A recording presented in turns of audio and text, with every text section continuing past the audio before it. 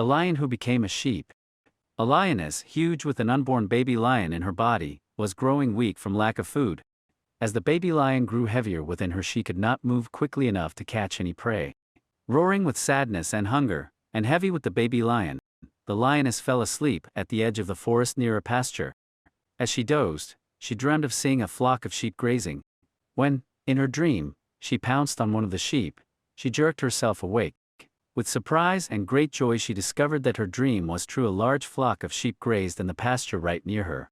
Forgetting the heavy baby lion in her body, and impelled by the madness of hunger, the lioness pounced on one of the young lambs, and took it into the depths of the forest.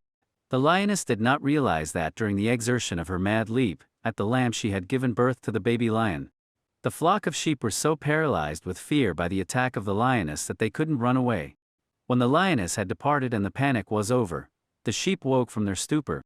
They began to bleat out lamentations for their lost comrade, when, to their great astonishment, they discovered the helpless baby lion crooning in their midst. One of the mother sheep took pity on the baby lion and adopted it as her own. The young lion grew up amidst the flock of sheep. Several years passed, and there, with the flock of sheep, roamed a huge lion with long mane and tail, behaving exactly like a sheep. The sheep lion bleated instead of roaring and ate grass instead of meat. This vegetarian lion acted exactly like a weak, meek lamb. One day another lion strolled out of the nearby forest onto the green pasture, and to his great delight beheld this flock of sheep.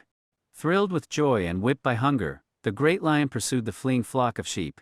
When, with amazement, he saw a huge lion, with tail high up in the air, fleeing at top speed ahead of the sheep. The older lion paused for a moment, scratched his head, and pondered within himself. I can't understand the sheep flying away from me, but I cannot imagine why this stalwart lion should run at the sight of me.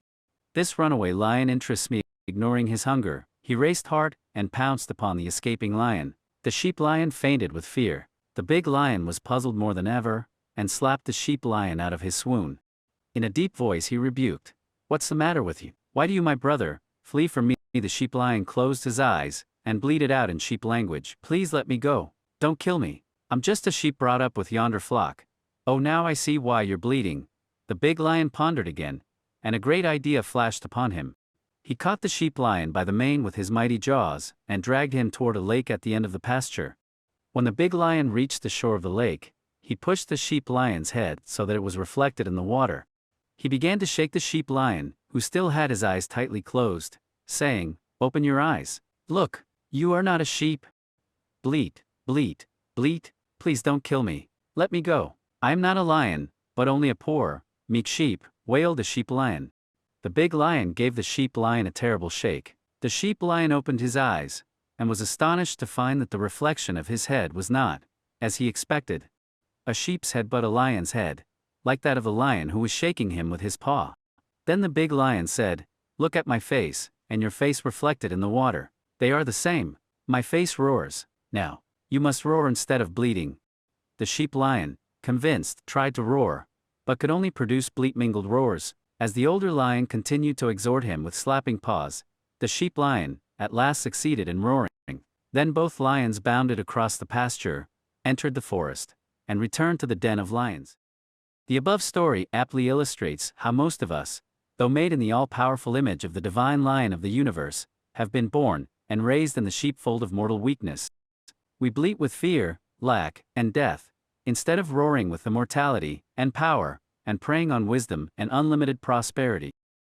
These teachings are the new lion that will drag you to the crystal pool of meditation, and give you such a hard shaking that you will open the closed eyes of your wisdom, and behold yourself as the lion of divinity, made in the image of the cosmic lion.